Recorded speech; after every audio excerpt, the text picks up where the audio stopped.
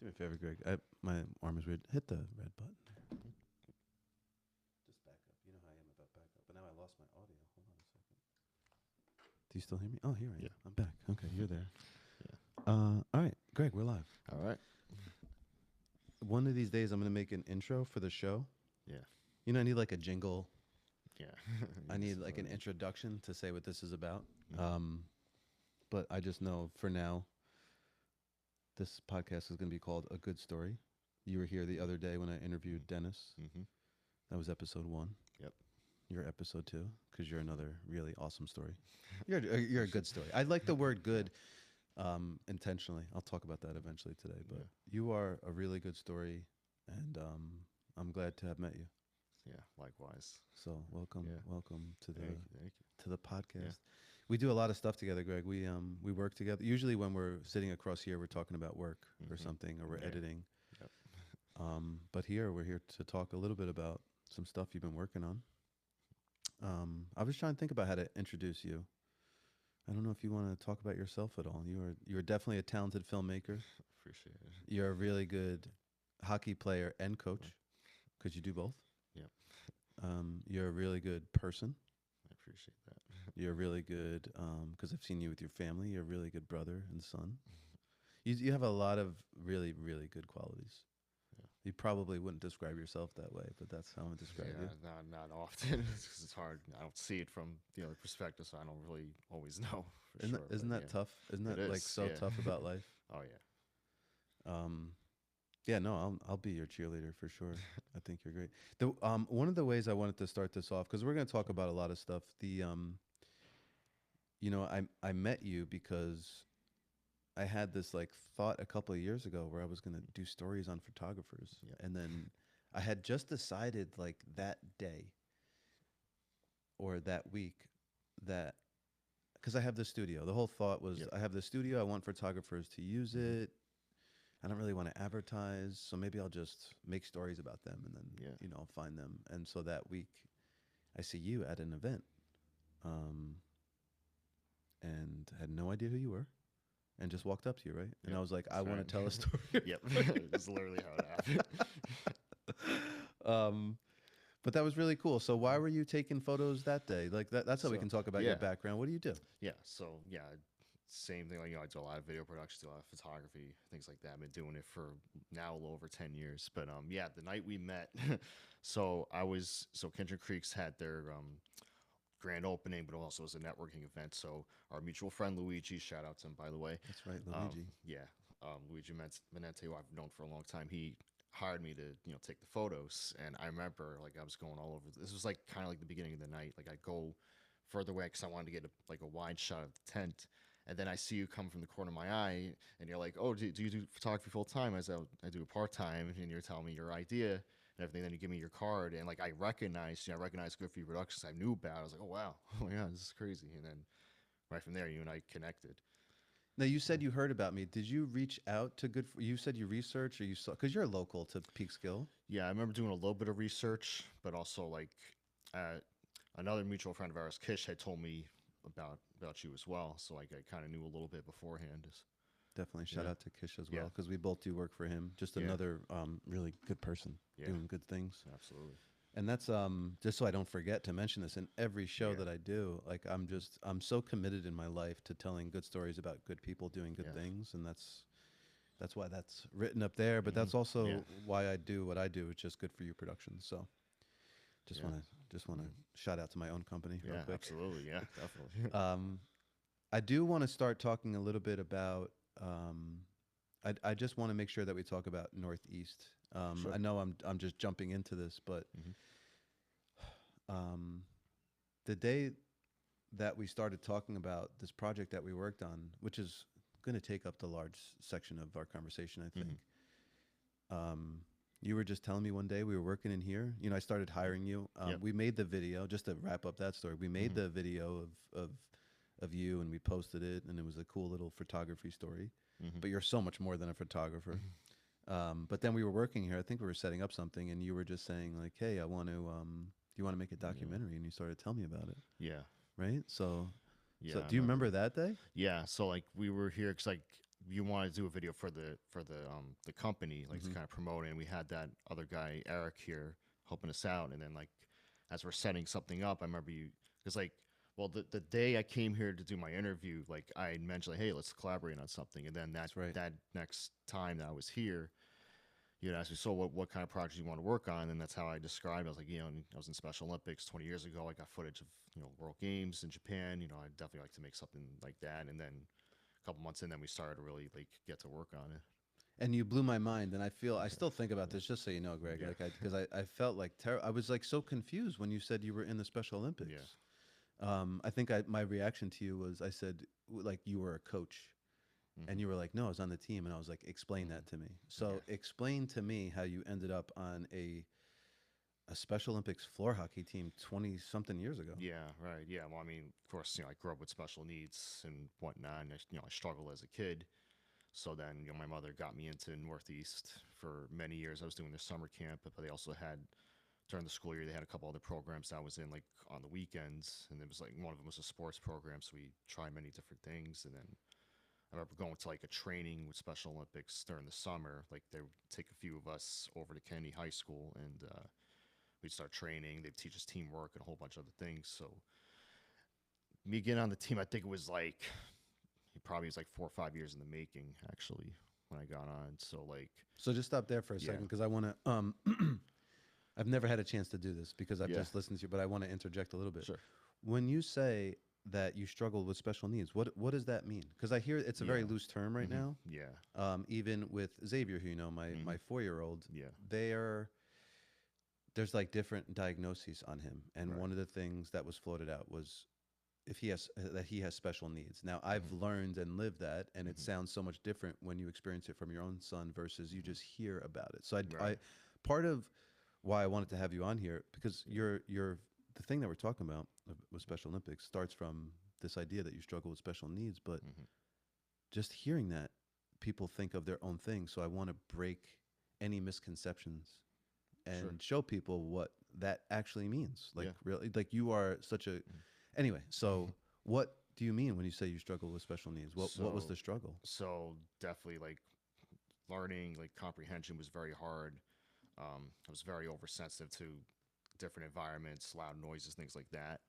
But it was mostly just learning pretty much. Grew up with a learning disability pretty much. You It's know, just you're so good with the camera. So like I mhm. wonder, did you just teach yourself camera? Just how does that happen? Well, I mean, I guess it's a little bit of well, Does that come easier to you?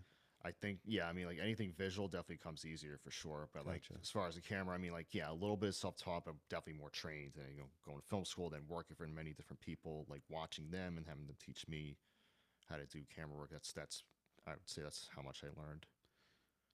So did your mom notice you were maybe falling behind in school? Is that why it's like, hey, let's just Yeah, get extra help? that was part of it. Yeah, but like but also like I wasn't socializing that great. Wasn't like just wasn't really understanding like people or teachers like what they wanted me to do and that sort of thing. So just I needed that the extra help to start to get me more I guess loose or like just getting me to understand better. Do you feel like you're that way now at times, or is that Yeah. Oh, yeah. No, I definitely still like in some respects. Yeah, I definitely still kind of struggle with it a little bit, depending on the situation or what I'm doing. Especially if it's like if I'm dealing with something really complex, whether it's like at home or even sometimes at work. Like, yeah, I have to step back and I realize, okay, wait, this is kicking in again. I got to figure out, okay, how do I break out of it, or what can I do to resolve whatever the issue it is. Thank you for sharing this, by the way. Yeah. This you're saying it like so peacefully right now, but it's got to be like a hard thing. Just thank you Yeah. Oh, for yeah. sharing this. Appreciate it. Yeah. Okay, so Northeast, it's 4 years in the making. That's where I cut you off. So you were a hockey player, right? Like you've always skated or no? No, so like, well, so this was actually floor hockey. I mean, like Northeast used to take us on ice skating trips, like on Saturdays, like during the winter. Like, I mean, I skated. Okay, I actually skated not bad. I mean, I wasn't skated like I am now, but like Hmm. I was able to stride. I was able to kind of keep my balance. But it was more floor hockey we were doing, right? But So you knew how to skate before floor hockey. Like you were into hockey before, or did floor hockey get you into? it was more floor hockey got me into Cool, hockey itself. Yeah. cool. Um, yeah. So I mean, like we trained many different sports, whether it was basketball or I think definitely floor hockey or softball. So I don't remember all the sports we trained in, but like there were a lot of different things we did. Soccer was one of them too. So then I don't remember like when exactly like the first time I remember really like getting into floor hockey itself was like now this is like a year before Japan. So the Saturday program, like sometimes we would participate in Special Olympics competitions or skills competitions. So I was in a skills competition back in '04 at BOCES in Yorktown. So like I was competing actually against two of my other friends. It was just doing different skills. You know, you're going around the cones with the puck, you're shooting it, or I think passing it and stuff like that. I don't remember every single thing we did, but like it was basic skills like that, and like I pretty much did it all perfectly. And then I got first place in it. So that was definitely a catalyst for sure for like the team when they needed to expand the rosters. Like they definitely made note of that. I think for sure. Donna, who was the person running the kids program, definitely made note of that. So I think that's what got me on the team. And you were like 12 years old at that time? Yeah. I mean, that's really cool. Yeah. So you were always athletic? You played other sports, I imagine. Yeah, I mean, I wasn't the best athlete growing up. I mean, little league, I did good for a while, but then once we started getting really competitive, like when I was in a little league, our parents used to pitch to us. So of course, it was easier to do. But then once they started getting more competitive, and kids are pitching against you, then I was done for. I was not very good. But I mean, yeah, I think in Northeast for like anything Special Olympics related, I did pretty good, and I just had the prowess in me.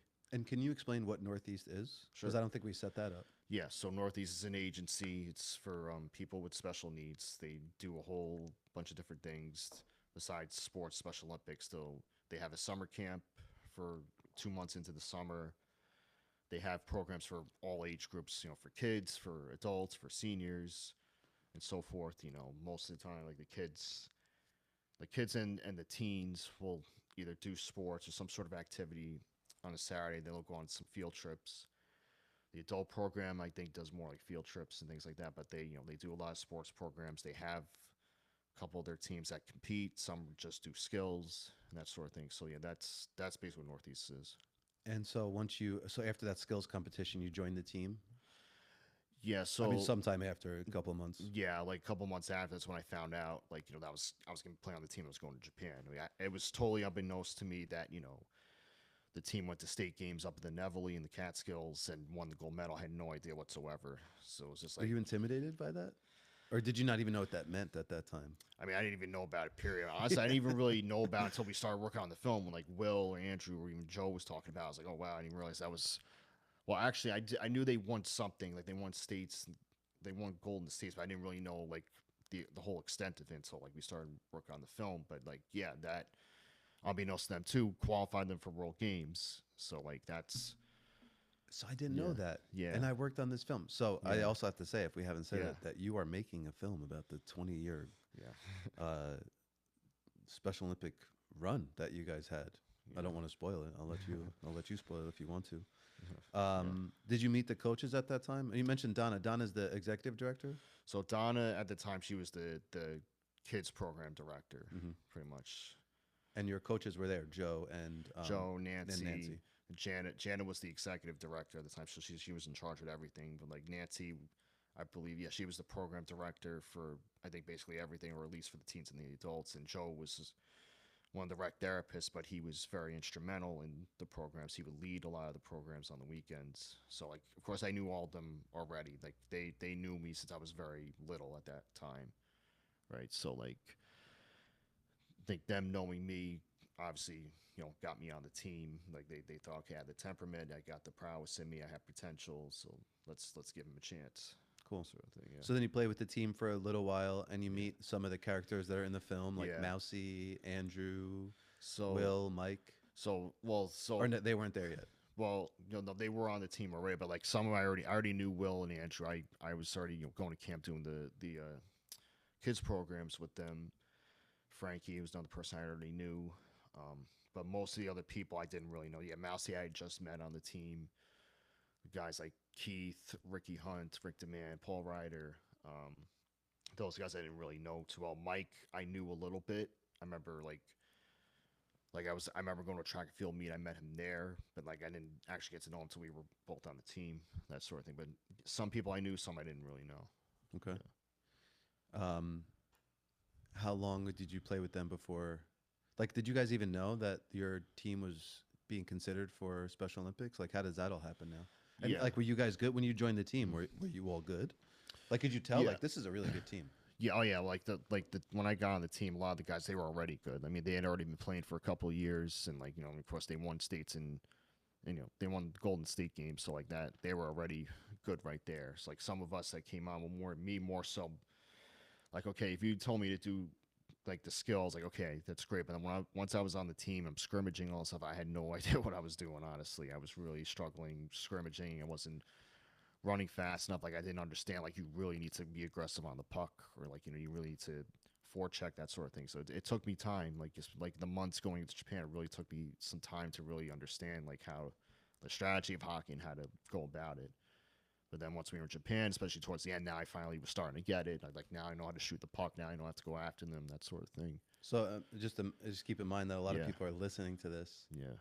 How do we describe the difference between a floor hockey game versus an ice hockey game? Yeah. So floor hockey in Special Olympics at that time. So like it wasn't so much like regular floor hockey, like you have the hockey sticks with the blade, and then you have like a rubber puck or a ball. This we played it more like ringette is played in Canada, ring hockey in Canada. So basically, you have these big, you have these white poles, these shafts with the rubber butt end on top, and then a felt piece in the bottom, and then the puck was like this big felt, like donut shaped puck with a hole in it. So like that's a ringette in Canada. It's similar, like you just have the hockey shaft, and then you have like a rubber disc with the hole in it, but this time for us we have a felt disc, right? So it was played like that.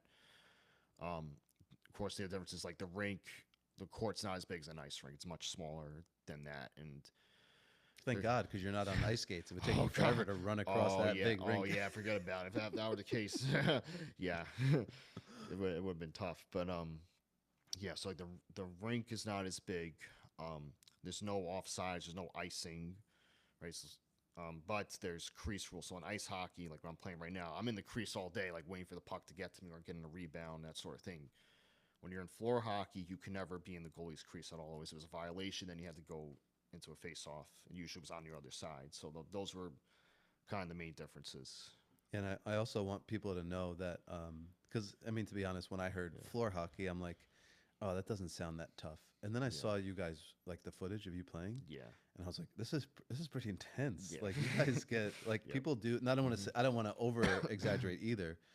Yeah. But it's still a physical game. There's no checking, right? You can't just like slam somebody. Oh into yeah, the no, boards. definitely no body check. But yeah, there were definitely you'd still be very physical. You get into their faces, that sort of thing. Guys pushed each other or that sort of thing, or got accidentally knocked against the board. So like yeah, there were a lot of injuries.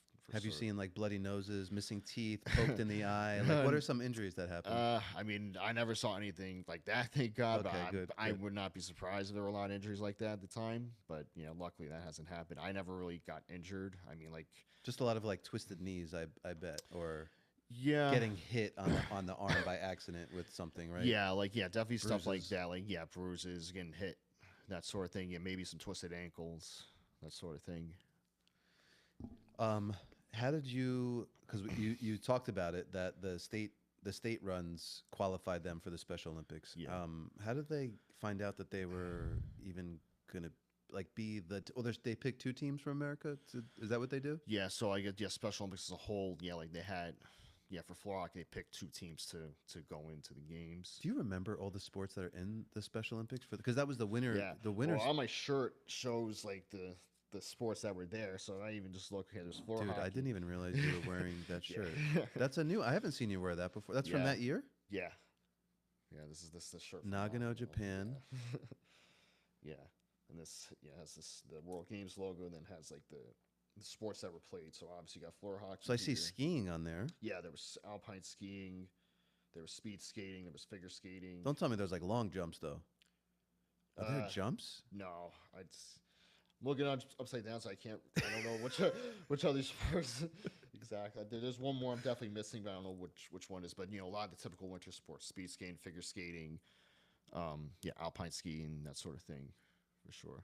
It's legit. And just for people who don't know this or realize it, but the Special Olympics is really run and overseen by the Kennedy family, right? They're the ones Yeah, who Tim started it. Shriver. Yeah, so yeah, Eunice Kennedy Shriver was the one who started it. Started all. Then her son Tim Shriver took over and still is now the the CEO of Special Olympics. Like I don't think people. I didn't realize it. That's why I say most people probably don't realize it. Yeah, I didn't realize what a huge global initiative and yeah, impact the Special Olympics really yeah, was. You know, because I was always familiar with Special Olympics, like they would have a little track meet at my high school, like when I mm-hmm. went there, Yeah, and maybe those were like smaller games. So yeah, that's what I always thought Special Olympics was. Like, yeah, oh, they're just it's at the high school. yep. Then when you were like, yeah, we went to Japan. Yeah. Like, Yeah. what? What? This is crazy. Like you've done things that I've never done, and I've played sports pretty competitively. And anyway, so how did you guys find out you got selected, your team, to go to Japan? So from what Nancy had said, like she found out she was at a basketball tournament, and like the program director from Special Olympics New York came to her and said, "Hey, what do you think about going to Japan?" And she's like, "Oh yeah, no, I'd love to go." Well, you're going, you know, your team's set, you're gonna go and everything. And she was shocked. And then I guess a couple of days later, yeah, you know, she would tell Janet, and then Janet and Nancy got together with Joe and said, "Hey, what do you think about going to Japan?" He's like, "Yeah, right," but no, it's actually happening. So at least that's from what they've said. That's how I know they found out. And then you find out that you're going, Yeah. and at that point, you're deciding, all right, I'm gonna go to Japan. Have you been outside of New York? Like, where have you been? Like Connecticut, Florida? You Oh went yeah. to Disneyland, maybe? Oh But yeah, definitely did all those already. Like, I've definitely been out of the state you've many been on a times. plane before, Yeah, so that wasn't too crazy. But like yeah, another country. yeah. That I never thought in my wildest dreams that would happen. You know, like so the day I found out was, you know, I came home from school, and then my mother says to me, "Oh, I got a surprise for you and everything." I was like, "Okay." So then we sat at the kitchen table, and she tells me, "You know, you've been selected to go to Japan," and I like definitely was a shock. Like I couldn't comprehend it for a second. I was like, "Wait, what do you mean I'm going to Japan?" Like, wait, what? You know, so. And then she asked me, like, "Do you really want to go?" I was like, I, I mean, I don't really care too much if I go. And she's like, "No, like you gotta decide." Like, I was like, "Yeah, well, of course I should go." Like, why would I pass that up? You know? And Well, so you're 13. You don't even realize like yeah, what that experience really yeah, is. And if you said no, and if you missed it, like no, you have to go. yeah, Obviously. Wow, man, I still yeah, haven't been to Japan. Me and yeah. you should go back. Dude, I want to go back so badly. There's actually there's an adult hockey tournament that plays there every year, like in Nagano, called Nagano Cup. So that's on my bucket list. Like I really need to play in that tournament. How do you Yeah. get into that? I guess you just sign up for it. Like they have like an adult team out there, but they have a tournament where like anybody I guess can go in. You get drafted into teams and you get to play that sort of thing. You're talking about ice hockey now, Ice not Florida. hockey, yeah. Why aren't we doing that? I mean, it's obviously it's really I expensive. mean, but I want to go and follow you just so I can say Yeah. go to Japan. Oh, it's expensive. That's Yeah, what, the trip or to sign up for the team? both. Well, definitely the trip for sure. Like, you know, I need to save up a little bit before I, you know, start, you know, figuring out how I'm going to get there. But yeah, it's definitely in my bucket list for sure. Man, because not that they want to see. I don't. I'm sorry. I just had competing thoughts here for a second. Yeah. All right, I just want to talk a little bit also about Yeah. some of the characters in the film Yeah. because and people have to watch the film, so I don't want to talk about too much of your Yeah. run here. Yeah. Because it was it's a really cool story, because so much of this is a sports story, but so much of this is a people story. Yeah. And we had Will in here the other day because he wanted to re-record, Mm-hmm. and you know what he said at the end of that interview is what I want everything for this film to be about. Yeah. And it's the idea of like, if you all didn't have a program like Northeast that opened up the just possibilities and opportunities, whether it's to play floor hockey, make new friends, go to Japan. um, Not saying that there wouldn't have been pathways, you know, to have progress in your life, but what Will said was just like these opportunities. Like what did he say? I kept taking like one thing after another. Yeah, it's like a revolving door of opportunities has been coming his way. Oh pretty my much, God, yeah. it's so beautiful. A Yeah. revolving door of opportunities. Yeah. But because he put himself out there, joined a floor hockey team with other people putting themselves out there, Yeah.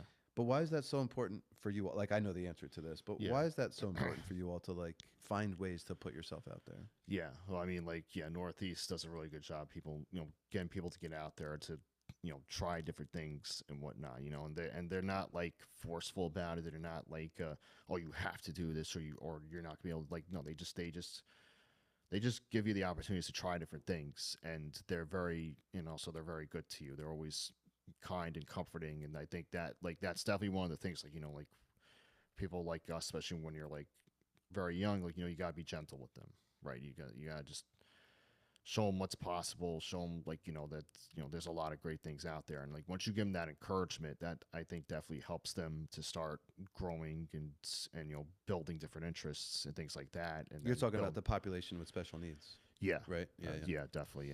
You give them that confidence early on, then they'll start building that confidence as time goes on, pretty much. Yeah, I guess I never really thought that so much of it was about confidence. Yeah, absolutely. So the lack of confidence just comes from, and because I think not Andrew, Will started saying this. It was just feeling like, people are putting you down, you're getting bullied, Yep. that weakens your confidence, then you don't Oh, maybe yeah. try as hard or participate, Yep. and it becomes a snowball into isolationism a little bit. You Yeah, just isolate absolutely. yourself. Oh yeah, definitely. I don't Yeah. want to put words in your mouth. There's No, no, that's definitely that happened to me a lot as a kid. Like if I was getting put down by kids or even teachers, I had some really strict teachers when I was very young, and that would like Oh, even demean you. teachers did it too. Oh yeah, teachers. There were some teachers that were very, very hard on us, or like just constantly like badgering us over what we did wrong or what we keep doing wrong. And it's like you keep doing that, you're gonna make it worse. You're gonna make them think they can't do it. You're gonna destroy their confidence. So like that was always a struggle growing up. It's been really hard for me because Yeah. everything you're saying is true, Yeah. but with with my son, it just so he has like a similar. So I don't know what it is, but he has Hmm. his main issue is really like regulating emotions, Yeah. and he can be overstimulated by loud noises, Yeah. music, or even like competition with family members. If you need to Mm. cough or drink something, do it. I know you. I know your allergies, Yeah. and I know you need to cough. If you need to do Yeah. it, no big deal. Um, so, but like that's what I'm learning because it's such a mirror in my face, Greg. Because it's Yeah. like when he's struggling, if I elevate, Hmm. you heard me talking about this yesterday with that. Yeah. He wasn't a therapist. I forget what he was. Hmm. He was like a social worker, I think. Yeah. But like if I have, this is to your point, if Hmm. my son is having a hard time and he gets frustrated, if I go and yell at him Yeah. or like meet him with the same energy, Hmm. he doubles down and he Yeah. gets more mad or more frustrated. Hmm. And now Yeah. we're bouncing back and forth. Yeah. And by the end of it, me and him are yelling at each other. Hmm. Yeah. Like it's not helpful to anybody. Yeah.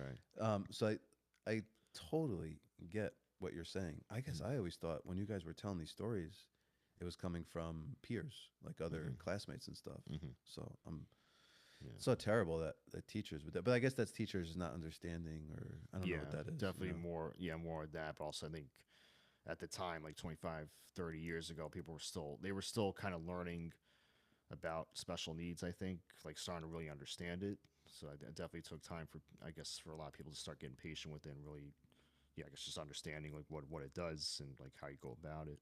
Yeah, and what sucks so much is I'm sure 25 years ago, the Yeah. first thing was like, put him on drugs, Mhm. right? Like I'm sure a lot of people are Oh, like, put him yeah. on this. He can't control himself. Yeah, Put him on yeah, drugs. right, yeah. So I'm sure you had that too. Mhm. All right. So some of these characters though, I want to Yeah. start with Mousy because Mousy Yeah. is the only girl on the team, right? Well, there were a Or at few. least I'm sorry. Go There ahead. were a few other women that were on the team as well. I mean, unfortunately, I couldn't get them in the film because we don't even know where their whereabouts are. But like, yeah, there were a few. She was the goalie. She Yeah. was the goalie, and Yeah. and her interview. So I'll spoil some things about your Mhm. doc, but like in the interview, she just talked about how when she was a kid, she always wanted to be an Olympian. Yeah. And like that's all she knew. She didn't know hockey. She didn't know what. Mhm. She just like her dream was to be an Olympic athlete, right? Well, I mean, she did watch hockey. Or was She, it hockey she yeah, wanted she to do was, specifically? Yeah. Like she saw goalie on the Rangers, and she wanted to be like that Oh. that goalie, whichever goalie was she was watching. Yeah. Like that's an opportunity that it would. Do you know how she got involved with Northeast? It's just like everybody else. You just get referred, or Yeah, well, I think she was in some other programs, and I think she was living in Minnesota, but then moved down here, and then I guess that's how she found Northeast. I mean, I don't totally know a lot of her origin story, but that's kind of a few of the things that I know about her. when I saw footage of um, Mike and Will, Yeah. they were like really good. Oh Like you yeah. can just tell, like they're doing Oh yeah. 360 moves and special Yeah. shots. Yeah. Were they like the two stars of the Oh team? yeah, they were definitely two of the top stars without question. Yeah. Are they? Now, how does that work in Florida? Because you have lines. Did you have Yeah. three lines? We had three lines. And Yeah. um, would Will and Mike be on the same line? No, no. So You like, don't put your two best on the same line. You try to split them up, or yeah, you kind of had to split them up. Like, also they're centers, so like it doesn't make sense to put two centers on the same line unless you absolutely have to for whatever reason. But yeah, no, you always had to balance out the line. So the starting line was always Mike, Andrew, and Paul, and then I was on the second line. I was Will's winger, and then there was Rich, and then Will was the center, and then Frankie was on the third center on third line. wow, Yeah. man, wow. Um, and Andrew, you just mentioned Andrew. We didn't talk about Andrew at Yeah. all. He was really cool. He Yeah. what did I want to say about Andrew? He was somebody else who just really talked a lot about struggling with being bullied. Hmm. If I remember from Yeah. his interview, right? Yeah. Just such a shame, man. It's just like I know like a lot of like boys are tough, like in groups, like they can pick on each other. But I Hmm. think what you all Yeah. are talking about is something else. It's not Hmm. just fun picking. Because I've seen you guys together. You guys give each other a hard time. You know how to pick on each other Yeah. without bullying and making somebody Yeah. feel less than. Right. Yeah. Um, but yeah, just a little bit about Andrew. What's the? I feel like you're close with Andrew. Are you not? Yeah, yeah, yeah. And I've known Andrew like just about as long as I've known Will. Like, yeah, Will, Andrew, Frankie. Like, I grew up with those guys. But yeah, One of the things I also love about you is and it's your family. You have like a very supportive family. yeah, So it sounds like your mom was there for you. You know, there's yeah, a story in the film. Um, it like rips my heart apart, but I'm just glad that your mom was there as an advocate for you. yeah, But I got to know your sister a little bit hmm because when it came time for you to be, because when you tell the story of the film, you're also a player, so yeah, you had to tell your perspective of the yeah, story. So you had to go hmm from director to hmm actor, sort of, yeah, but like participant. yeah, But I had to operate because we did a 2 camera shoot hmm with yeah, all the interviews, so I had to operate the cameras, hmm and we figured why not bring in your sister to interview you. yeah, So I love that you have a very supportive sister and family. Like, yeah. what do you want to say So about your family? Anything? yeah, I mean, no, I'm always grateful to them for everything. You know, it's not been easy. Like I always had my struggles. Like my parents and I sometimes had a complex relationship. It was understandably it was hard to raise me. Because I was not understanding something, or I misbehaved for whatever reason. So there were, You feel you know, that way? I don't know if I like that you said that. You think it was hard to raise you? You seem like, I mean, I know yeah, things are challenging with kids all the time, no yeah, matter what, even if you have the perfect kid. But yeah. No, I mean, no, well, it definitely was because, like, sometimes I get overstimulated or, like, again, like doing work, comprehension was very hard. My mom had to help me with homework on so many different things, especially with reading. I was really terrible with that. And that, obviously, it's a lot of work, it's a lot of energy. So, of course, that made it very hard. But, so, Greg, how do you do it now? How do you self-regulate now? Is it just practice? yeah, it's part of it's that, I mean, like now all these, I'm in my 30s now. Now I have all these years of experience, but like, there's a lot of different things like I kind of think about, like if I'm struggling with something or if something's not going right, I mean, obviously prayer, Mm. faith is one of them. Um, but like what I've been doing much more now for like the last couple of years, especially when I'm playing hockey, like if I'm struggling in a game or if I'm just struggling with work or something, like one of the things I do is I always think about like the mind has so much power, right? It has much more power than we realize, and you instead of like harping so much on what's going wrong, think about what could go right, how you could turn it around. It's like if you could visualize something going right or succeeding, there's a very good chance it'll happen, right? So it's like with hockey, like this season, like I'm playing pretty good. I've scored a lot so far, but like there's still plays I'm struggling with, and there's still still kind of shaking off the rust because I didn't have much of an off season because I got hurt.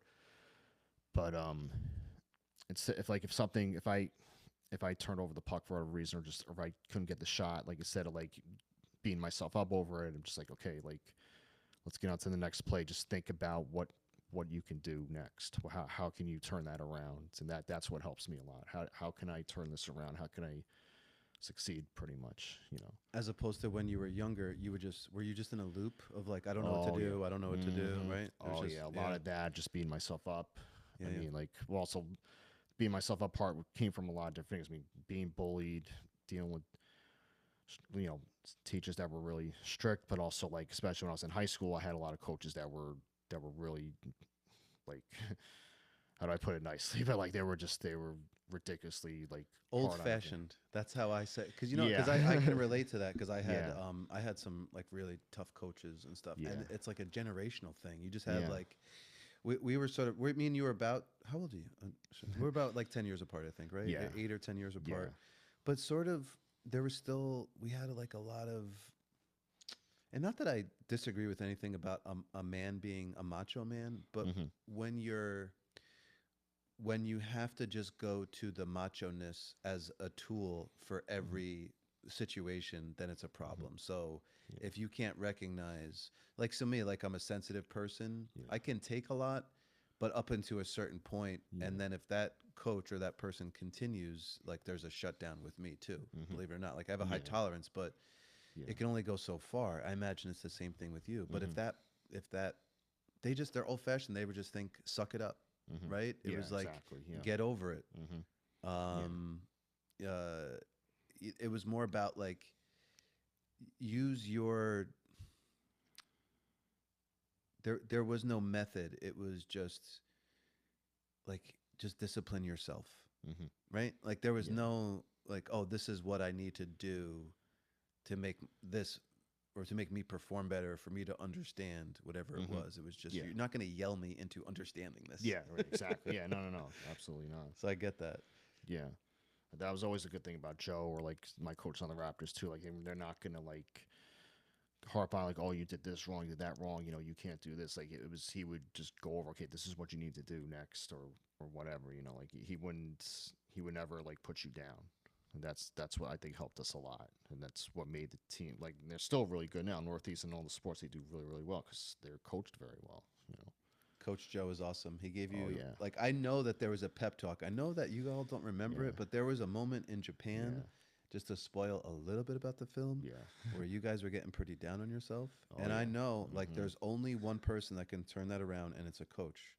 And there has to be something said. There has to be a rally. And, I mean, whatever he did helped a lot. So, Coach Joe is, I could tell from that interview, he was just... he gets it. He's definitely a great mentor for you all to have. Oh, yeah, absolutely. Just as a person. Oh, yeah. He always was. With Darren, just like in the programs, too, he would always talk to us, especially when we were teens. Like, he would help us get through whatever things we were going through, or just give us advice. So, like, he was always so good with that. Nancy, too. Nancy, her as a coach, and, same thing. She was always, like, she like was always positive with us, like, so look, you're here now, this is how we can succeed, or whatever, like, look, you made it here now, like, now just do your best, whatever it is that you're doing, right? So they were always good. Janet was good like that too. You mentioned earlier, one of the things that really helped you get through a lot was your faith, or is your faith too, I'm sure now.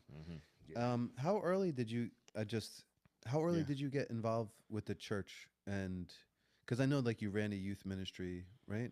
Am I saying that right? I don't know if it's a youth ministry, but youth group in a church. Yeah, young adults. Yeah, very recently. Yeah. Like, were you an altar boy younger? Like, how? No. Or did you go to CCD? Or Well, definitely CCD a lot. Okay. Yeah, as a kid growing up, I was in CCD. Faith was always something good to me, something I was interested in. But the way I was back then, comprehension, I still was struggling a lot. So, like, I didn't understand all the stuff, all the teachings and that sort of thing. There's a lot of things I don't remember that I learned at CCD, like that. I started learning as an adult. I'm trying to figure out, did I learn that back then? I'm sure I did, but I don't remember. Right. But faith was always always a positive thing for me for sure. Of course, you know. Your memory's so good because like Yeah. you know, like if I feel like at this point in my life, and I think Yeah. I thought I knew like scripture or biblical stories, but Yeah.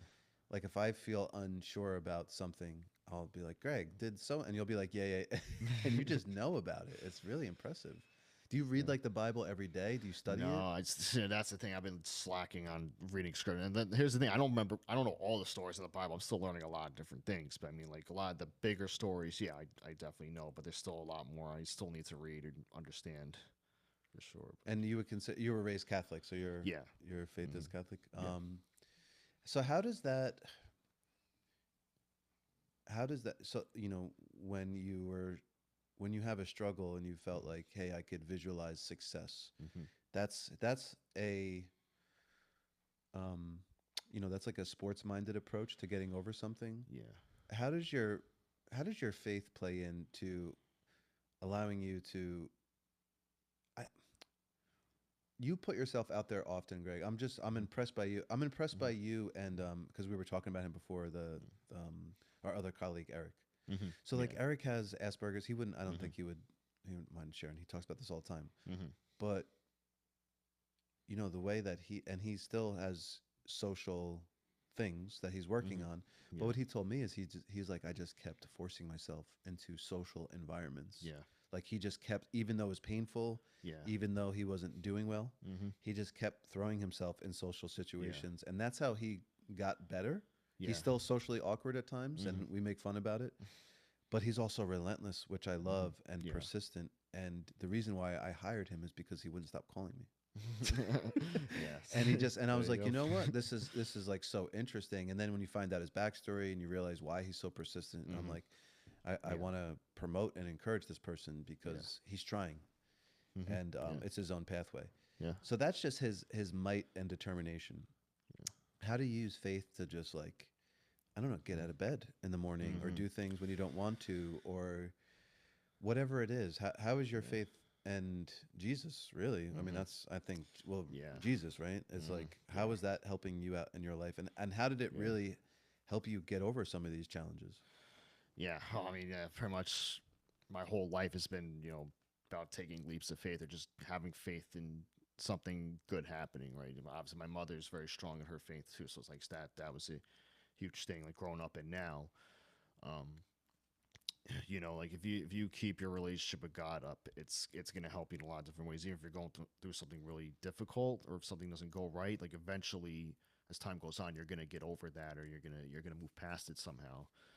So it's yeah, just like trying to pray every single day. There's a few prayers I pray every single day to keep my relationship up. And when I was receiving confirmation, I promised God I'm gonna pray to you every single night before I go to bed. There was some nights I didn't hold my end of the bargain, but You're like human. It's yeah, okay. but like I try as much as I can. Like yeah, just praying a lot. But like one thing I've been doing for the last couple of years too that I learned about as I was like running Credo in the young adult ministries. It's like I remember I go to a young adult mass and like one of the priests in his homily he's talking about like praying to Mary like to for intercession and like he was talking about a couple different situations like like he was in seminary. I think he had to take like a Spanish class and he wasn't able to find somebody to help him out, so he prayed a Hail Mary about it, and then a couple weeks later he finds like a tutor or somebody to help him out and he was able to get through that. So it's Mm. like anytime I'm in some sort of situation, like I think about the intention in my head, I pray a Hail Mary, and she comes through every single time pretty much. Sometimes it may not be right away, but she does come through. You see results. So Or in the way that you want it, right? Like yeah, it can manifest in a way yeah, you didn't foresee. yeah, absolutely. Yeah, I could definitely do that. So yeah, it's just praying a lot, obviously going to mass, and spending time with the Lord as much as you can. That's what gets you through a lot. And you produce stuff for churches, right? Like you do the live Yeah, stream every yeah. Sunday. So like since COVID, when the lockdown happened, one of the priests, one of my parish priests at the time, Father JP, was also a really good friend of mine. This is after we went to Israel too, which we'll probably talk about a Oh little bit. yeah, Yeah, yeah. That's actually a good segue. Yep. yeah. So like, he calls me up as the lockdown's happening. He said, like, look, we can't have anybody in the church. We need like every church needs a live stream now. We're gonna need help. And I said, yeah. I just put my head down right away, just dove right into it. And Did somebody teach you how to to set that up? So Because I was impressed by you because I don't Yeah. even know how to do a live stream. Yes, I mean, like, I learned a little when I went to. I mean, I'm doing one right now, but if I didn't, I can't believe I just said that. But if I didn't have this little like quick like setup thing, I Yeah. wouldn't know. Like if I couldn't bring this to the church, I wouldn't know what I was doing. Yeah, it's tough. Yeah, I mean, like, I learned a little bit when I was at Pace when I went to film school there. Like, I actually worked for the athletic department. Like, I would film the games, like many different sports. They'd have a live stream system set up. Usually they'd have it set up for me, but sometimes I was able to figure out how to set up myself. So I had a little bit of that experience, but I was using something totally different, like totally different software back then than what I'm using now. I use OBS, which is a free software. So, like, obviously I know the camera work, I know what to set up, how to make it look good, but it's like trying to figure out the internet, trying to figure out, like, how to get that streaming going. It took a couple months to really, like, finally get it down pat, and like the church had fortunately I cost them a little bit of money because they needed to get new Wi-Fi and stuff, like. Hey, that's a good thing. Yeah, everybody needs to upgrade their Wi-Fi. Yeah, so like once we got the FiOS and we had now we got like 200 gigs of speed or whatever. Like once we got that, like I got it all figured out. I just had to figure out the setup. Like, okay, I need the camera. I got the capture card, and it connects to the laptop, that sort of thing. But yeah, it took a while to get that going. So your pastor, did he go? He went with you to Israel? Yeah. So Father JP. So your trip through that you documented, that was through that church? Yeah. So it was through that, but also through my young adult group, Credo, young adults. What is Credo? You keep saying Credo. Yeah. Is that an acronym, or what is Credo? So Credo in Latin means I believe, right? So like the group was started like over 10 years ago. It was a young adult ministry for people like ages 18 to 35 or really like 39, and Luigi was very instrumental in this too. Like, there were a lot of young adult groups in the region that got together, did a lot of ministry stuff with, a lot of times they have meetings on a certain topic, or like maybe they do some trips together, some other social activities, go to mass, that sort of thing. So that's what Credo is or was. I mean, right now it's not active, unfortunately, since I'd finished the presidency, but that's essentially what the young adult ministry usually is. So yeah, Father JP, he was one of my parish priests at the time, and then like he was getting involved in Credo at the time too. We already had another chaplain, but he was starting to get involved as well because Credo was going to my church at the time also. So they were like, we're going to go on this trip to Israel, and you were like, I want to make a documentary. Like, how does that happen? So like, so this trip was actually a year and a half in the making, unbeknownst to me, right? So like, one of my friends, Steve, like one night we had a mass, and then after the mass we went out to eat, right? Like there was like 20 people, so I was like the other far side of the table, so I had no idea this conversation was going on. So like Steve talks to Father JP, and he's like, I really want to go to the Holy Land, I want to set up a trip, and Father JP agreed with him on that. So they had been working on the trip for months. So now this is 6 years ago now. I can't believe it's been that long. So like at the time too, like I was going through a lot of really tough stuff. I was going through a really deep depression at the time and things like that. And my grandmother had just passed around that time too. Like she had dementia. We took care of her for a long time. We eventually got her into a home, but that was a really tough situation when she passed. It was really difficult. But were you just trying to figure out life? Like you didn't know, like, hey, I got a college degree, I'm trying to find a job. It's hard to find a job. I'm still living at home. Like all that. Yeah, it's all lot typical of that stuff. Yeah. Not to water down what you just said, but it's very typical for. And I feel like, because I went through it too, and like because you were in your late 20s, mid 20s when you're. I was getting to my late 20s at the time. Yeah. So yeah, it's like about the time where, if you start seeing other friends, having kids and having this job, you start looking back at yourself and you're going, wait a minute, what the hell, right? So yeah, so definitely a lot of that, but like just mentally, I was really struggling, having a hard time getting out of my depression at the time, so I needed a lot more help. So like a few weeks after my grandmother passes, Father JP messages me, and he says like, hey, we're going on this trip to the Holy Land. The church and the group are going. We were wondering if you'd want to document it. And of course, like me, at first I wasn't sure if I was able to do it because like I actually had to film a wedding like around that time. But I definitely said like I wanted to go, but like I was kind of unsure. I was kind of nervous about going on the trip because I was still struggling mentally and I didn't know what to expect. But I still agreed to go. The funny thing is like the couple who I was filming the wedding for, was actually going on the trip also. I didn't find out till after I found out the date of their wedding and them going, Nick and Nicole. So yeah, that's how that came about. Like it was I would say it was like 5 months, I think 5-6 months before the trip that Father JP and I got together and we talked about it, and I had no idea like what it was about, really, honestly. Like I was just starting to like get back into my faith again as an adult. So like there are a lot of stories I didn't know, a lot of things I didn't understand until I actually went on the trip. So yeah, so it was January 2020, so it was like a couple months before COVID. We went on the trip, and we went to all the sites of the Holy Land, all over Israel, Palestine. Like we started at Magdala, at the Sea of Galilee. Then we went over to Nazareth. Well, actually, before that, we went to Cana. So Cana is where the wedding feast happened, right? So like 3 married couples were on the trip, including Nick and Nicole, 2 of my other friends, Mike and Maribel, and then this older couple, Paul and Anne-Marie, were on the trip. So like they renewed their marriage vows. Nick and Nicole, they literally just got married like 4 days before, and they're already renewing their marriage vows. Because you have to if you're there. Oh yeah, absolutely, you have to. It's awesome. So like we did that. Then we went to Nazareth. Like one of the profound moments of that trip for me was going to Nazareth. Like I didn't really. Again, there's a lot of things about Mary I didn't really know or understand. Like I didn't really know much about the Annunciation. So like we had mass there. So the basilica is 2 big floors, right? So on the bottom floor, you'll see like this house or this grotto, and it's the spot that's believed that the Annunciation happened, where the angel Gabriel came to Mary and told her, "You're gonna bear Jesus." Right? It's that exact spot. Like there's the grotto, and then inside there's an altar.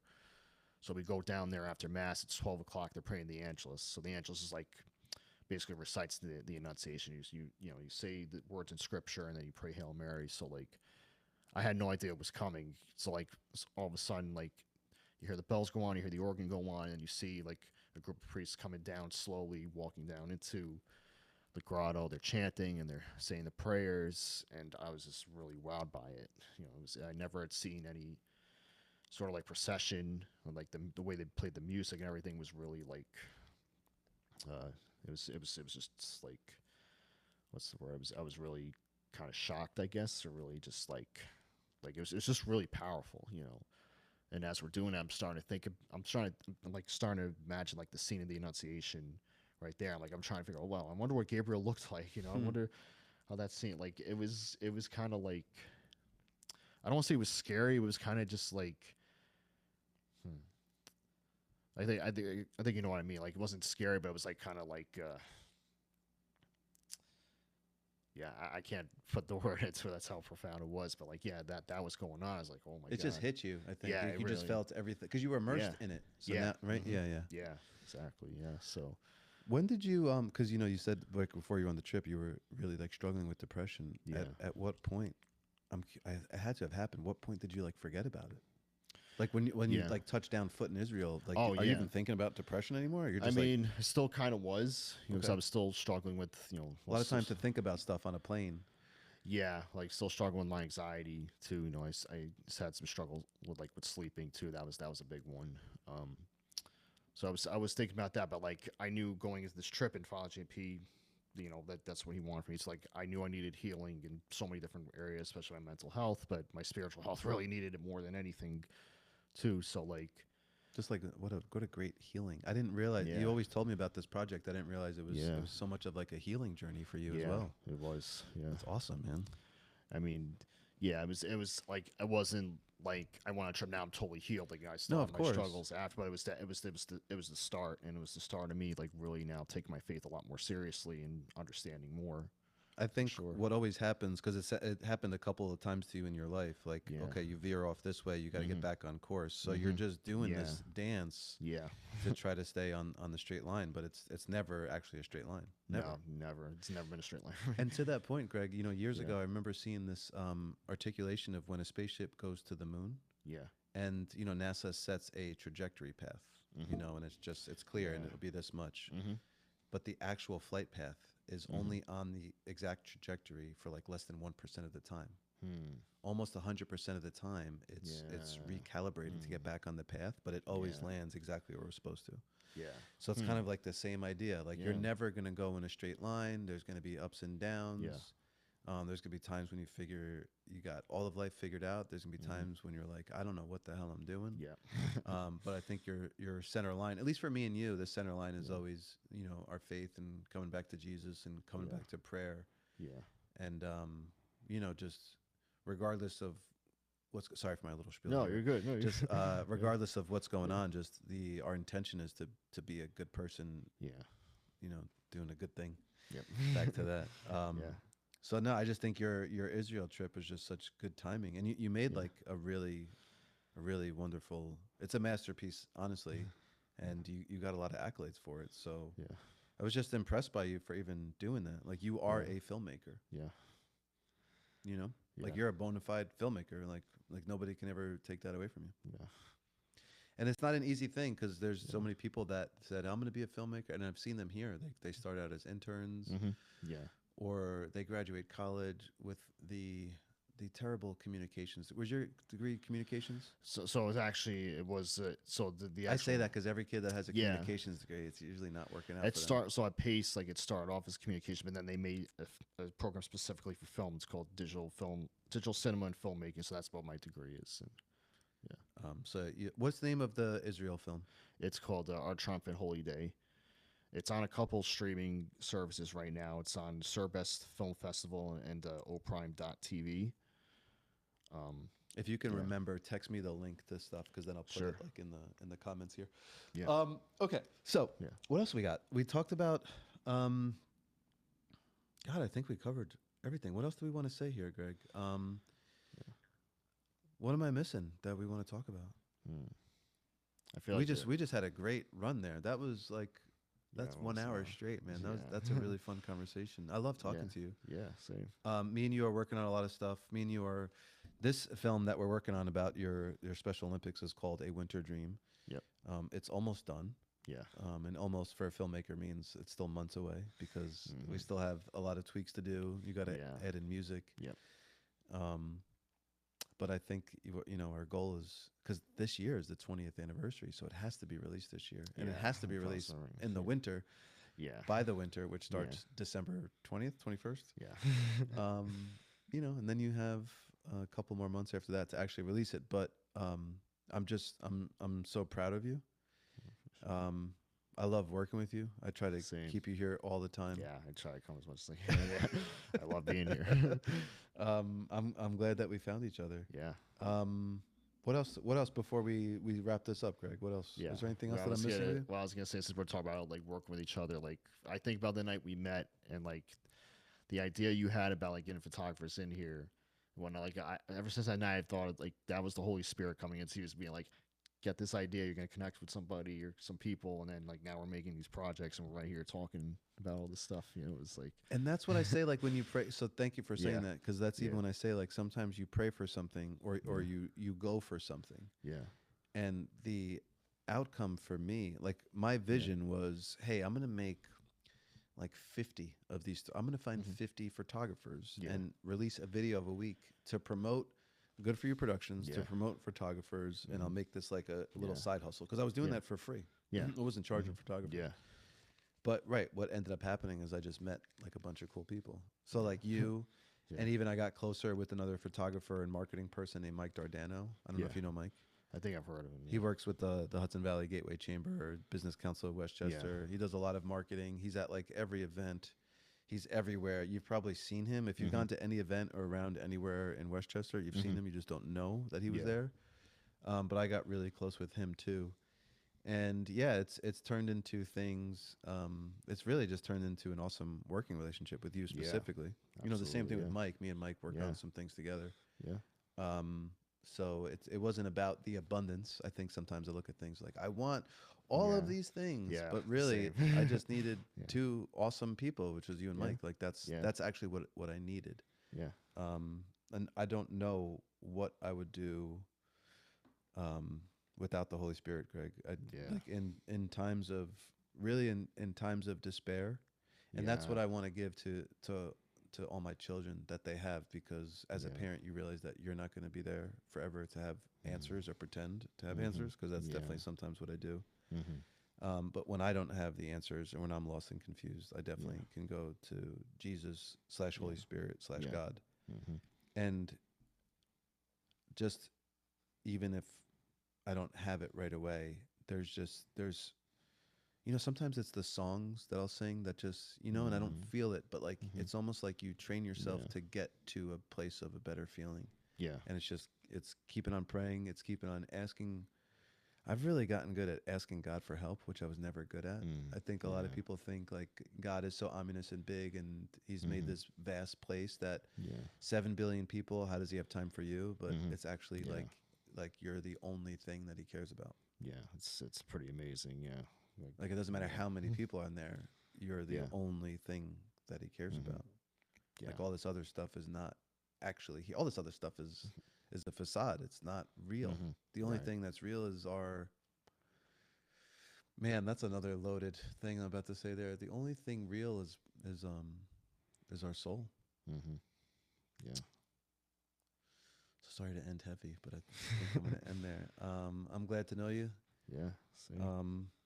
Let's wrap up this film and make something good, and we'll keep helping people telling good stories. Let's do it. Yeah. All right, cool. Thanks, Greg. I'm gonna end this podcast. Thank you.